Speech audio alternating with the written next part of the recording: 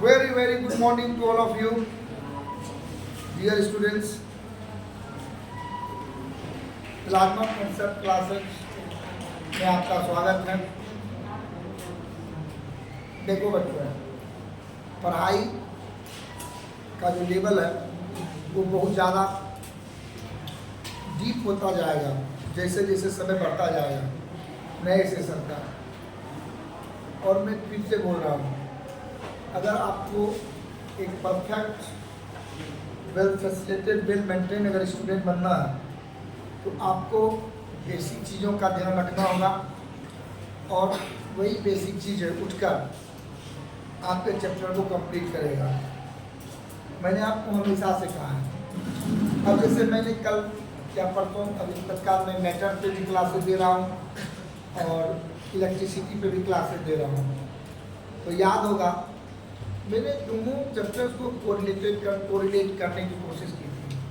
मैंने आपको बताना चाहा था कि अगर मैटर में आप का कॉन्सेप्ट क्लियर होता है, एटम्स के बारे में, इलेक्ट्रॉन्स के बारे में, प्रोटॉन्स के बारे में, न्यूट्रॉन्स के बारे में, तो स्वाभाविक सी बात है जब इलेक्ट्रिसिटी आप पढ़ोगे तो चार्ज को बिल्कुल आसानी से समझ पाओगे। अभी केवल एटम पे ही तो पूरा चैप्टर नहीं घूमेगा और सारी फैक्ट इसमें आएंगी। स्टडी का लेवल थोड़ा सा बढ़ता चला जाएगा, ठीक है, तो वो सारी बातें होती ही हैं। अब जैसे चार्ज की प्रॉपर्टी सबको मैंने बताई थी। There are two types of charge, same charges attract, different charges repel, sorry same charges repel and different charges attract, ठीक है। फिर मैंने कहा था quantisation of charge, charge always move in groups. Quantisation of charge का मैंने formula बताया था कि capital Q equal to plus minus n. Plus मतलब पॉजिटिव चार्ज, माइनस मतलब नेगेटिव चार्ज, जिसमें n का मतलब नंबर ऑफ इलेक्ट्रॉन था, E का मतलब चार्ज ऑफ 1 इलेक्ट्रॉन था। एक इलेक्ट्रॉन पर जो चार्ज होता है उसकी वैल्यू क्या होती है 1.6 इंटू 10⁻⁻90 कूलम। देखो बातें फैक्ट है, लगभग बच्चे को चार्ज क्या असाइनमेंट कूलम होता है ये पता चलेगा, पता चला ना। चार्ज इलेक्ट्रॉन के कारण बनता है ये पता चल गया, इलेक्ट्रॉन एटम्स में होता है ये पता चल गया, यहाँ तक ये भी पता चल गया कि इलेक्ट्रॉन के कारण वैलेंसी बनती है, केमिकल रिएक्शन होता है। तो नॉलेज जो होता है ना वो बढ़ता है, नर्चर होता जाता है, ठीक। आज अब हम लोगों ने आपको बताया था कि जब भी इलेक्ट्रॉन मूव करेगा वो निगेटिव से पॉजिटिव की तरफ मूव करेगा। क्यों? क्योंकि नॉर्मल कंडीशन में जो इलेक्ट्रॉन होते हैं वो रेंडमली मूव करते हैं नॉर्मल कंडीशन में, ठीक। जैसे ही उसे किसी सोर्स से जोड़ा जाता है सारा इलेक्ट्रॉन वन डायरेक्शन में आ जाता है।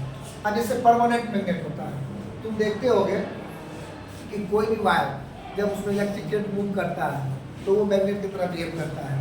और ऑलरेडी परमानेंट मैग्नेट है जिसको तुम यूज करो, एक स्टोन यूज करो, वो मैग्नेट बन जाएगा, आयरन को अपनी ओर अट्रैक्ट कर लेगा। तो कभी सोचा है कि कॉपर के वायर में जब चार्ज मूव करता है वन वे की तरफ, वन डायरेक्शन में, तब वो मैग्नेट बनता है, ऐसे वो मैग्नेट नहीं बनता है। लेकिन मैग्नेट जो है, जो मैग्नेट हम लोग को मिलता है लोडस्टोन से, उस मैग्नेट की क्या खासियत है? क्योंकि परमानेंट मैग्नेट जो होता है उसमें नेचुरली उसके इलेक्ट्रॉन का डायरेक्शन यूनिडायरेक्शन होता है, यानी नेचुरली उसका इलेक्ट्रॉन हमेशा ही अपने आप को एक डायरेक्शन में लेकर घूमते रहता है। और नॉर्मल मेटल्स में क्या होता है, सब इलेक्ट्रॉन इधर उधर घूमता है। जब उसको किसी बैटरी से जोड़ देते हैं तब उसका सारा इलेक्ट्रॉन एक डायरेक्शन में आता है। और मैग्नेट के अंदर नेचुरली ऐसा है, ठीक है। करंट जो मूव करता है वो पॉजिटिव से नेगेटिव मूव करता है। फिर मैंने ये भी बताया इलेक्ट्रिक करंट को मेजर करने के लिए हम लोग एमीटर का यूज करते हैं। इलेक्ट्रिक करंट का यूनिट एम्पियर होता है। इलेक्ट्रिक करंट को हम लोग आई से लिखते हैं, आई इक्वल टू होता है Q/T, याद है ना, Q/T। Q का मतलब टोटल चार्ज। अगर कोई पूछे करंट क्या होता है तो तुमको बताना है, करंट होता है जो total charge move per unit time, total charge move per unit time. उसके बाद मैंने कहा था वोल्टेज जो होता है वो होता है W/Q, टोटल चार्ज, याद है ना। ये सारी चीज़ें आपको मैंने बताया था एक बार।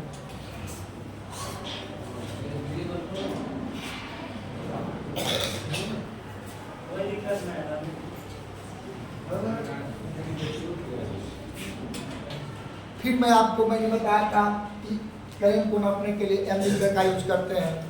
एमीटर जो होता है उसका लो रेजिस्टेंस होता है और वो हमेशा सीरीज में लगता है।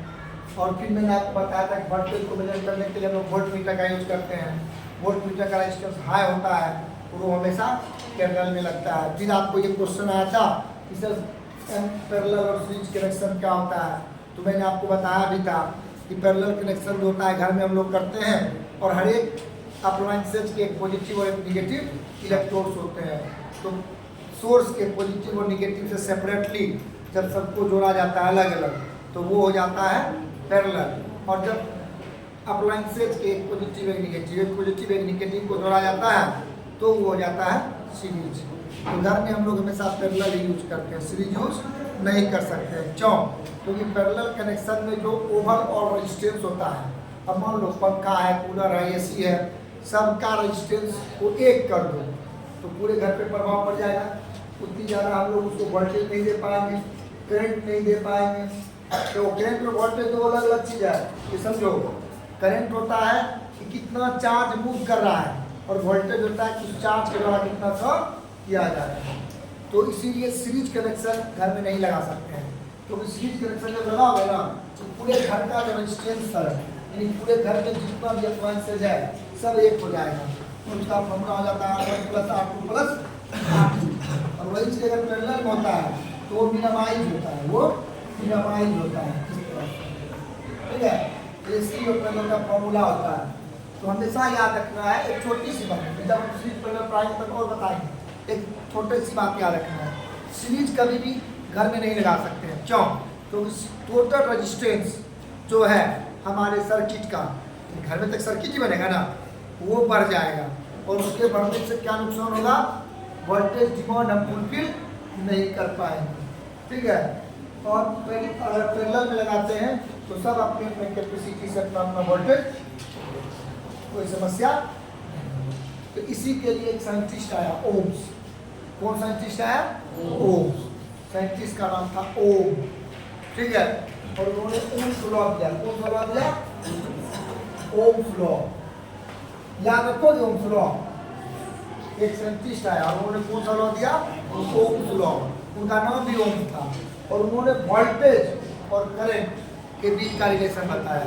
उन्होंने कहा था कि जब कोई भी वायर में करंट पास करेगा, ठीक है, अगर एट कांस्टेंट टेम्परेचर, अगर टेम्परेचर नहीं बढ़ेगा, नॉर्मल टेम्परेचर रहेगा, तो voltage is directly proportional to current. अगर वोल्टेज बढ़ेगा तो करंट बढ़ेगा, करंट बढ़ेगा तो वोल्टेज भी बढ़ेगा। ये उनका रियल ओम्स लॉ ये है, रियल ओम्स लॉ ये है। ठीक है, ओम्स ने क्या किया था? वोल्टेज को कांस्टेंट रखा और करंट को बढ़ाता है। ठीक, वोल्टेज को कांस्टेंट रखा और करंट को बढ़ाता है। तो फिर उन्होंने कहा था कि V directly proportional to I होता है। तो फिर उन्होंने कहा कि इसको हटाने के लिए कांस्टेंट लेंगे। नियम है, जब भी डायरेक्टली प्रोपोर्शनल या इनवर्सली प्रोपोर्शनल के सिंबल को हटाते हैं फिर कांस्टेंट लेते हैं, तो वहाँ पर हमने कांस्टेंट ले लिया R। यही R जो है ये रेजिस्टेंस कहलाता है। R क्या कहलाता है? रेजिस्टेंस। I = V/R। यही ओम्स लॉ का ओम्स क्या कहा? वोल्टेज और करंट एक दूसरे पे डिपेंड करते हैं। अगर वोल्टेज बढ़ता है तो करंट बढ़ेगा, या करंट बढ़ाते जाओगे तो वोल्टेज ऑटोमेटिक बढ़ता है। ठीक, और उन्होंने कहा था कि R = होता है V/I, यानी किसी भी सर्किट का जो रेजिस्टेंस होता है वो वोल्टेज और करंट का रेशियो। समझ रही है कुछ? ठीक है, ओम्स यही कहा था। अब इतनी छोटी सी बात ध्यान रखना होगा, ओम्स क्या कहा था। ठीक है, यही ओम्स लॉ होता है। तो देखो, अब ओम्स लॉ भी कुछ कम पढ़ा है। अब हो सकता है कुछ बच्चा कहेगा बाप रे बाप, ओम्स लॉ तो सुनने नहीं चाहिए सर, क्या बताते? नहीं, सुनने ना सुनने से कोई मतलब नहीं है। ओम्स लॉ क्या कर लो, तो मेरे यहाँ पढ़ते हो, तो मेरे कोचिंग से रहे हो, मेरे कोचिंग का ऑनलाइन क्लासेस करते हो, तो मैं तुम्हें ओम्स लॉ पढ़ाऊँगा। और ओम्स लॉ में है ही क्या? करंट और वोल्टेज के रिलेशन को बताया गया है ओम्स लॉ में, करंट और वोल्टेज के रिलेशन को बताया गया है। तो इसमें ऐसा क्या प्रॉब्लम है, क्या रिलेशन है? नॉर्मल सी बात है, current is directly proportional to voltage या voltage is directly proportional to current. तो कंफ्यूजन कहाँ है? तुमको करंट पता है, करंट होता है आई का करंट का यूनिट होता है एम्पियर। करंट को हम लोग लिखते हैं Q बाई टी, Q का मतलब है चार्ज, वोल्टेज होता है W बाई क्यू यानी वर्क बटे टोटल चार्ज।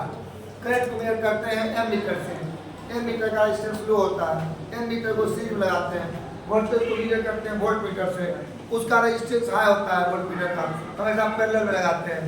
करंट और वोल्टेज तुमको पता चलेगा, चार्ज तुमको पता चल गया। ओम्स लॉ पता करने में कोई दिक्कत है? हो गया। ओम्स लॉ होता है V directly proportional to I यानी voltage directly proportional to current. और यहाँ पे किसी पॉइंट को हटाने के लिए ये कांस्टेंट लेते हैं, हमेशा से लेते हैं। तुमको तो कूलम्ब लॉ भी बताया है, याद करो। कूलम्ब लॉ का फॉर्मूला क्या होता है? दो चार्ज के बीच लगने वाला force F equal to Q1 Q2 बटे R स्क्वायर। याद है, हम कूलम्ब लॉ ही बताए थे, तो याद तो करना पड़ेगा, समझना पड़ेगा। उसके बाद ओम्स एक्सपेरिमेंट किया, ओम्स जो था एक एक्सपेरिमेंट किया। इस एक्सपेरिमेंट में क्या क्या हो रहा है देखो, एकदम आसान सा, देखो डायग्राम बनाया है। देखो ये ले लो बैटरी, ये किसका सिंबल है? बैटरी का। ये हो गया प्लस, ये हो गया बैटरी। देखो अगर ये दोनों केबल रहता तो सेल हो जाता, अगर ये दोनों बड़ा छोटा डंडा रहता तो सेल होता। बैटरी क्या होता है? Combination of cell. ठीक, अब देखो यहाँ पर हम लोग क्या कर लिए, यहाँ पर हम लोग स्विच लगा दिए। अगर ये स्विच कनेक्ट है, इसे हटा देते हैं, कनेक्ट नहीं करो नहीं तो हमको करंट मार देगा, नहीं मार देगा, इलेक्ट्रिक शॉक पे लग जाएगा। तो अभी काट दिए, इसे मिला देंगे तो कनेक्शन चालू है। फिर ये लोग सीरीज, ये हो गया एम मीटर। ये देखो ये बल्ब जला दिए प्लस माइनस, और यहाँ लगा दिए वोल्ट। ठीक, और ये हो गया रियोस्टेट। रियोस्टेट एक ऐसा डिवाइस है जो कि वोल्टेज को कांस्टेंट रखते हुए करंट को करंट को कांस्टेंट रखते हुए वोल्टेज को इंक्रीज या डिक्रीज, करंट को कांस्टेंट रखता है। रियोस्टेट क्या करता है? करंट को कांस्टेंट रखता है, वोल्टेज को इंक्रीज या डिक्रीज। सिंपल सा फैक्ट। ठीक, देखो तुम्हारे क्लास देखे बुक से कुछ कंफ्यूजन तुम लोग का मैं दूर करता हूँ। मतलब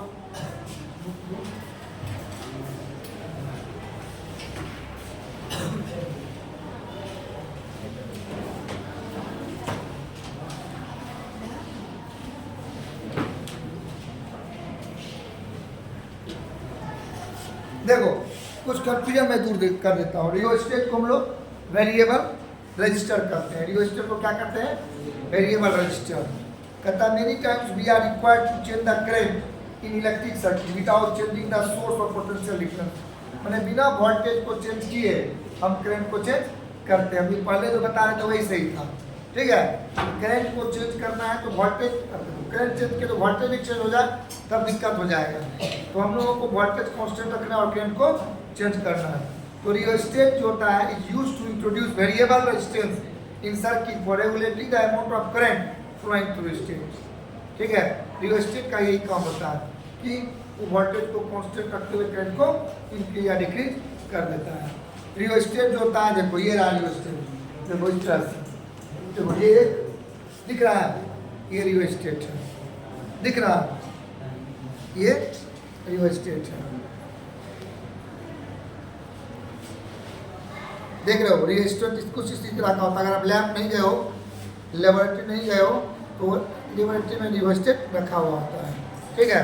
और रियोस्टेट क्या होता है? ये कॉपर निकेल एलॉय का बना होता है, ठीक है। It is made of long, ठीक है, copper nickel alloy wire of large resistance wrapped around a straight ceramic cylinder. एक सेरामिक सिलेंडर होता है, उसी के ऊपर कॉपर निकेल एलॉय का वायरिंग किया होता है, ठीक है। उसके बाद it has a sliding contact, इसमें दो कॉन्टैक्ट भी होता है। उसी कॉन्टैक्ट को हम आगे पीछे कर करंट को इंक्रीज और डिक्रीज कर सकते हैं, ठीक है। तो रियोस्टेट में क्या होता है, वोल्टेज कांस्टेंट होता है और करंट बिल्कुल डिक्रीज कर सकते हैं। तो यही ओम्स लॉ है और यही वो रियोस्टेट है। याद रखना, रियोस्टेट को हम लोग वेरिएबल रजिस्टर भी कहते हैं और रियोस्टेट का काम होता है करंट को इंक्रीज और डिक्रीज करना बिना वोल्टेज को डिस्टर्ब किए। तो ओम्स लॉ में एक्सपेरिमेंट क्या किया था, यही एक्सपेरिमेंट, एक सर्किट बनाया, एमीटर लिया, वोल्टमीटर लिया, रियोस्टेट लिया, रियोस्टेट की मदद से ठीक है उन्होंने तेज को इंक्रीज करवाया और वोल्टेज को कांस्टेंट रखा। तो फाइनली उन्होंने देखा कि हर एक केस में रेजिस्टेंस जो होता है वो कांस्टेंट ही जा रहा है, ठीक। और उन्होंने डायग्राम बनाया कुछ इस तरह का, ठीक है। तो ये ग्राफ बनाए हुए हैं, इसको हम लोग सुलभ करते हैं और सुलभ का फॉर्मूला क्या होता है, वाई यहाँ पे सुलभ रेजिस्टेंस हो जाए, यानी ये भी हो जाए और ये ठीक। और उन्होंने कहा यही चीज ओम्स लॉ को वेरीफाई करना। कितना आसान है ओम्स लॉ को वेरीफाई करना, रियोस्टेट की मदद से, सर्किट की मदद से रीडिंग नोट किया उन्होंने कुछ इस तरह से। मान लो यहाँ पे लिखा V, यहाँ पे लिखा I, यहाँ पे लिखा R, ठीक है, और रीडिंग लेता गया। मान लो VI1, VI2, VI3 और हर एक केस में उन्होंने देखा कि ये रेजिस्टेंस भी जिस रेशियो से करंट बढ़ा उसी तरह से रेजिस्टेंस भी अपना नेचर कांस्टेंट दिखाता चला। तो फाइनली हमने क्या पाया कि रियोस्टेट या ओम्स में जो कहा था वो सही कहा था। अगर टेम्परेचर कांस्टेंट रहा, ठीक है, तो voltage indirectly proportional to current होता है, ठीक। ओम्स लॉ का एक्सपेरिमेंट इतना ही आसान है, याद रहेगा रियोस्टेट। कितना टाइम हुआ, ठीक है। उसके बाद हम अब देखो रियोस्टेट के बाद ओम्स लॉ का कहानी खत्म। ओम्स लॉ में कोई क्लियर, कोई डाउट, ओम्स ने जो कहा ओम्स ने वोल्टेज और करंट का रिलेशन दिया, बस। उसके बाद रेजिस्टेंस की बात आती है। रेजिस्टेंस क्या होता है, to ability the oppose the flow of electric current.